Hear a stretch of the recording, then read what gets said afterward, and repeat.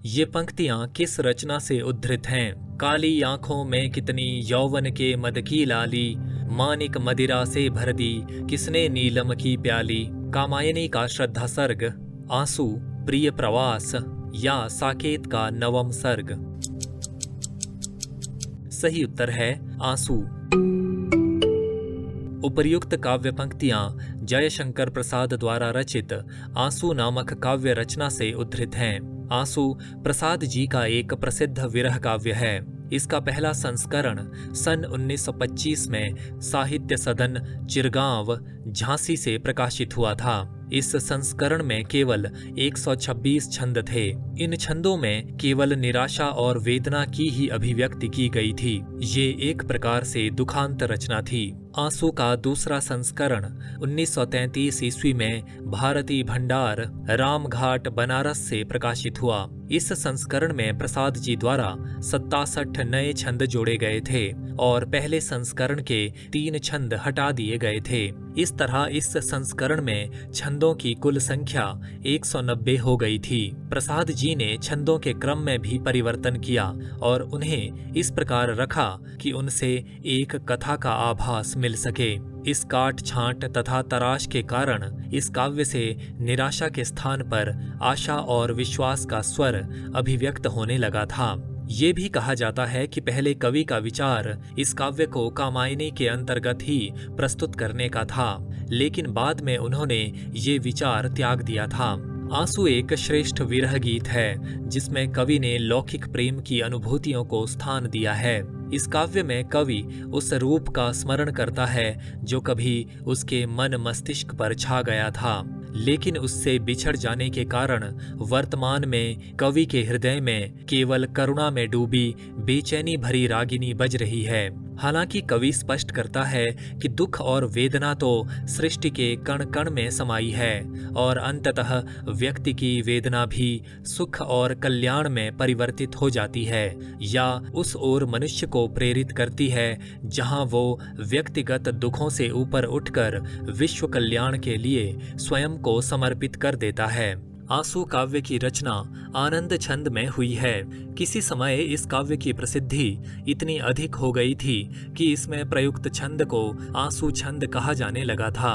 इस काव्य में उपमा, रूपक, अनुप्रास, उत्प्रेक्षा, मानवीकरण आदि अलंकारों का उत्तम संयोजन हुआ है। बाबू गुलाब राय के अनुसार आंसू में संयोग की सुधि के बाद वियोग है और इस व्यक्ति दुख को विश्व वेदना में समाहित करने की बात भी है। यही उस काव्य की सबसे बड़ी विशेषता है। रामचंद्र शुक्ल का आंसू के संबंध में कहना है कि वेदना की कोई एक निर्दिष्ट भूमि न होने से सारी पुस्तक का कोई एक समन्वित प्रभाव नहीं निष्पन्न होता, पर अलग अलग लेने पर उक्तियों के भीतर बड़ी ही रंजनकारिणी कल्पना, व्यंजक चित्रों का बड़ा ही अनूठा विन्यास, भावनाओं की अत्यंत सुकुमार योजना मिलती है। प्रसाद जी की ये पहली काव्य रचना है जिसने बहुत लोगों को आकर्षित किया। राम स्वरूप चतुर्वेदी लिखते हैं, कामायनी में सुख दुख के द्वंद्व से ऊपर उठकर आनंद की जो स्थिति है, कुछ वैसी ही स्थिति आंसू में वेदना की है। इसीलिए वेदना को कवि ने कहा है जग द्वंद्वों के परिणय की, हे सुरभि मई जयमाला। आंसू के अंतिम अंशों में पहुंचकर कवि का विरह भाव सार्वभौम वेदना में रूपांतरित हो जाता है। यहाँ कवि का अनुभव इतना सघन हो उठता है कि उसे प्रकृति में और मानवता में जहाँ कहीं पीड़ा दिखती है, मानस कुमुदों का रोना, बौने जलनिधि का हाहाकार मचाना, ज्वालामुखियों का मुँह सिए ताप झेलना, मधुकर की कली से मनमानी, फिर चिरवंचित भूखों की प्रलय दशा, वो उसे अपनी वेदना का ही रूप लगती है। ये वेदना का अद्वैत है। आंसू की सघन वेदना में से निराशा का स्वर नहीं उपजता, उसमें से विराट रचना आस्था फूटती है। कामायनी में सुख दुख के द्वंद्व के ऊपर आनंद की जैसी भाव भूमि की खोज की गई है, उसी के समतुल्य आंसू में वेदना की स्थिति है। प्रसाद की जीवन दृष्टि किसी स्तर पर आनंद और वेदना को समान कोटि की अनुभूति मानती है। मुक्तिबोध ने सतचित आनंद की टक्कर में प्रयोग दिया सतचित वेदना।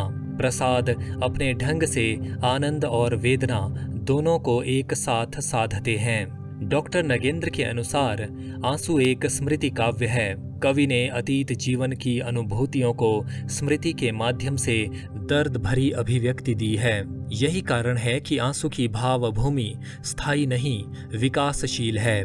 उसमें कवि का अतीत जो स्मृति पथ पर आता है ही नहीं, उसका वर्तमान भी संयुक्त है। इसलिए अंत तक आते आते कवि अपने व्यक्ति जीवन के जाते नैराश्य और अवसाद से ऊपर उठकर अपनी वेदना को करुणा के रूप में, विश्व प्रेम के रूप में रूपांतरित कर देता है।